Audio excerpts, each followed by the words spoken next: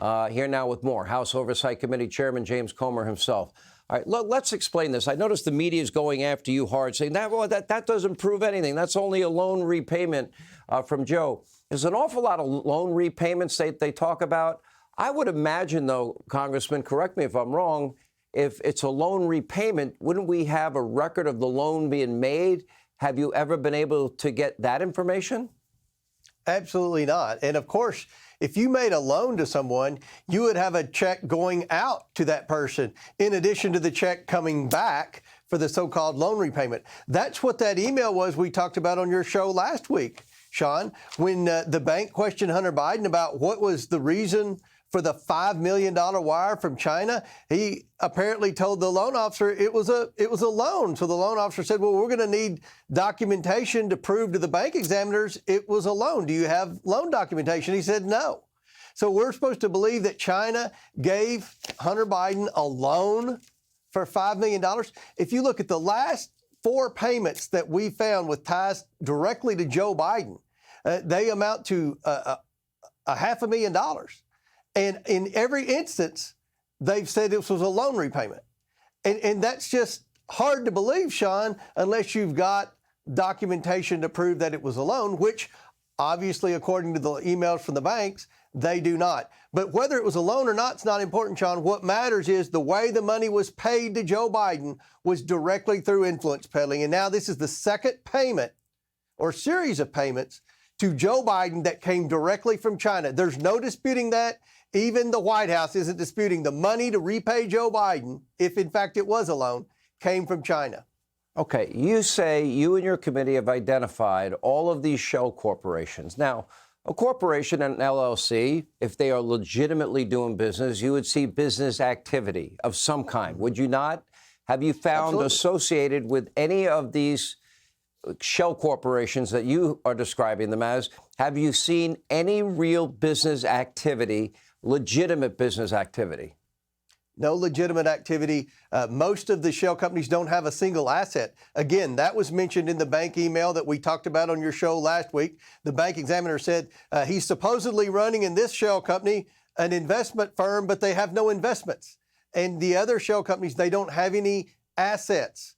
But we do see wires. We see lots of wires from bad people in bad countries around the world. And one reason we want to depose Hunter Biden, we want to say, what did you do to receive this income? If it was in fact lobbying, if he was a lobbyist for China, then that's called a foreign agent, and he's an unregistered foreign agent. And that's a penalty of up to 5 years imprisonment and $250,000 fine. And Joe Biden then was receiving direct benefit from his son being an unregistered foreign agent. So you could make a strong argument that Joe Biden violated the FARA laws as well. Let me ask you about the subpoena, because obviously our friends in the media mob don't quite understand what a subpoena means. But certainly I would argue Steve Bannon understands it and Peter Navarro understands it. A subpoena compels somebody to come into Congress to be deposed. That usually takes place behind closed doors. That is the normal procedure, correct? That's correct, 100% of the time. Okay, and they were saying that you don't want to do, we're willing to do it publicly, but not behind closed doors. I would assume there probably are questions you could ask in private in a deposition that you would not be able to ask publicly. Is that true, sir?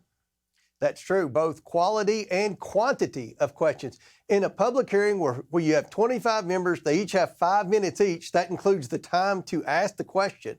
I mean, you might get 35, maybe 40 questions in if everything works out perfectly. In a deposition, we can ask 600, 700, 800 questions to Hunter Biden. And look, we have over 20 shell companies.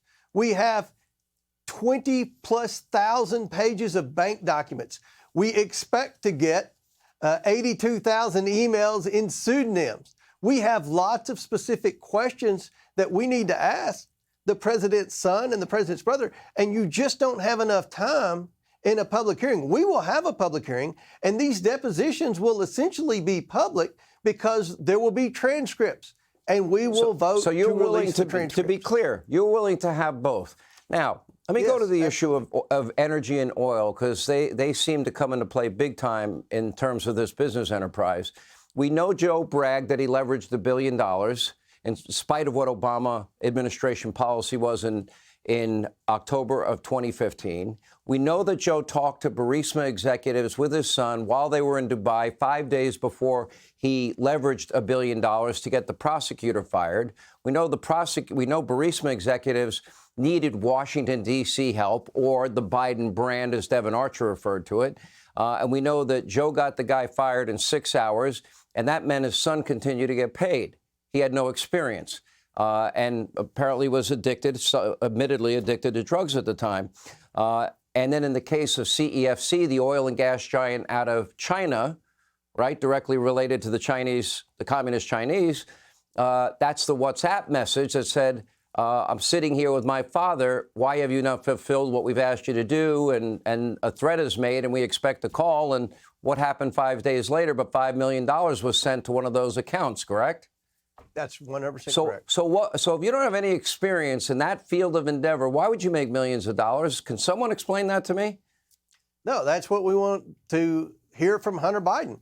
What exactly did you do? What services did you provide? Not just with Burisma, but also with the Chinese. We know, according to Tony Bobulinski, who was also supposed to be in on that CEFC, they wanted to come in and start buying interest in American companies, energy companies in particular. But there are laws that prevent that. So they hired the Bidens to help them navigate the bureaucracy, to help them open doors that were shut to anyone related to China. So the Bidens were essentially going to work for China. That's what the company was that Joe Biden was going to get 10% of. And we've proven that Joe Biden, that $40,000 check, came through that entity where Joe Biden was supposed to be 10% owner, just like Tony Bobulinski said. All right, Chairman Comer, thank you. We appreciate it. Hey, Sean Hannity here. Hey, click here to subscribe to Fox News YouTube page and catch our hottest interviews and most compelling analysis. You will not get it anywhere else.